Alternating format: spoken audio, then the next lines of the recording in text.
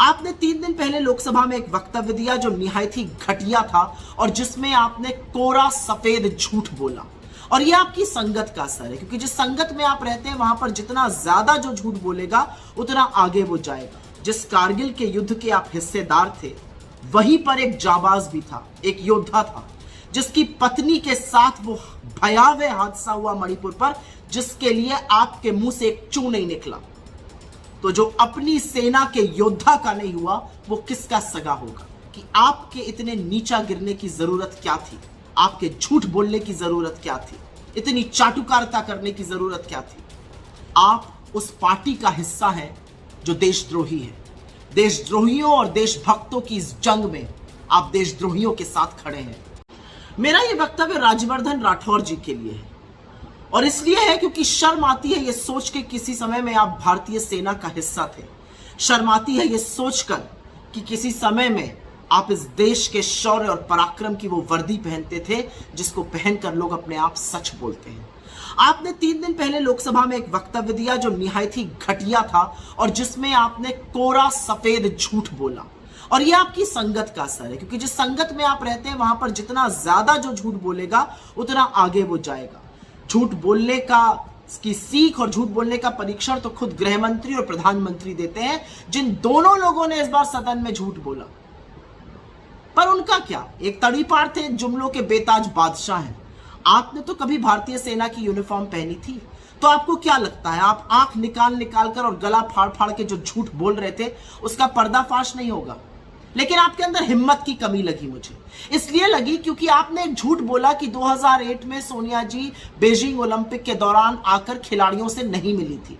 यह झूठ आपने सदन में बोला और आपने गद्दार शब्द का प्रयोग किया। लेकिन आपकी इतनी हैसियत और हिम्मत नहीं है कि यही झूठ आप बाहर बोल दीजिए।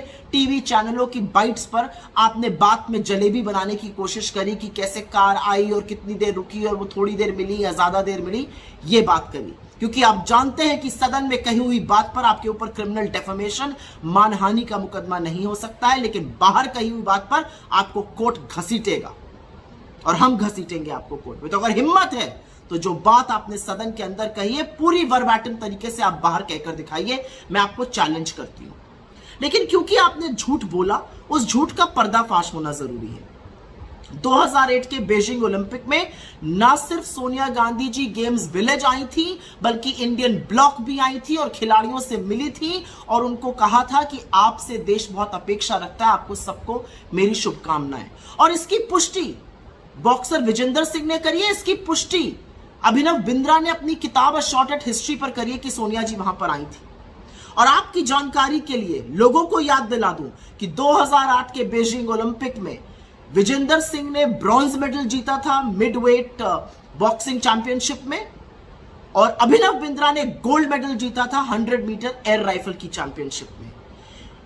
यह वो ओलंपिक था जहां पर 57 भारतीय खिलाड़ियों का एक कंटिंजेंट गया था, 12 स्पोर्ट्स कैटेगरीज में पार्ट लेने, करीब 44 सपोर्ट स्टाफ था, और उन लोगों ने पुष्टि की है। तो आपने झूठ क्यों बोला? आपने झूठ इसलिए बोला क्योंकि आपको लगता है कि झूठ बोलकर आप आगे निकल जाएंगे। लेकिन आप तो वो इंसान हैं, आप तो वो व्यक्ति हैं जिसने कारगिल का युद्ध लड़ा था। आपसे मेरा सीधा एक सवाल है, जिस कारगिल के युद्ध के आप हिस्सेदार थे, वहीं पर एक जाबाज भी था, एक योद्धा था, जिसकी पत्नी के साथ वो भयावह हादसा हुआ मणिपुर पर, जिसके लिए आपके मुंह से एक चू नहीं निकला। तो जो अपनी सेना के योद्धा का नहीं हुआ वो किसका सगा होगा? आपको लग रहा है जो आस में आप झूठ बोल रहे हैं वो मैं जानती हूं, लेकिन कतार बड़ी लंबी है। वहां वसुंधरा जी हैं, कटारिया जी हैं, पुनिया जी हैं, मेघवाल जी हैं, वैष्णव जी हैं, शेखावत जी हैं, आपका नंबर नहीं आएगा। लेकिन एक बात सच है कि जब समय बीत जाएगा और जब झूठ और नफरत के कारोबारी झोला उठा के चल देंगे, तो ये देश आपसे पूछेगा कि आपके इतने नीचा गिरने की जरूरत क्या थी? आपके झूठ बोलने की जरूरत क्या थी? इतनी चाटुकारिता करने की जरूरत क्या थी? और एक चीज मैं जाते जाते आपसे पूछना चाहती हूं, क्योंकि आप योद्धा रह चुके हैं, क्योंकि आप भारतीय सेना का हिस्सा थे, कभी सोचा है और कभी पूछा है, हैसियत है आपकी पूछने इसके लिए कि देश के प्रधानमंत्री से उन्होंने चीन को क्लीन चिट क्यों दी?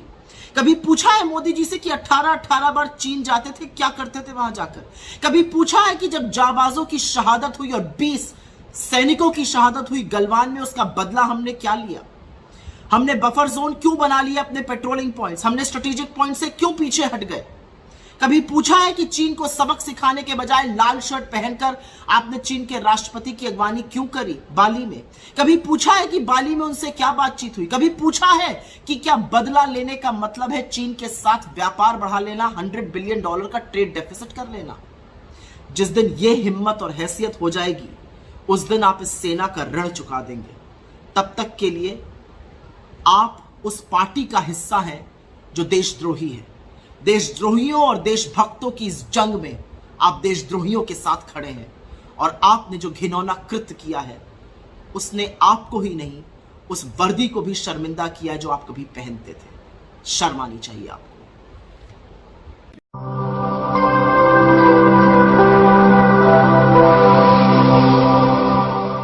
जन ज्वार जनता की मीडिया।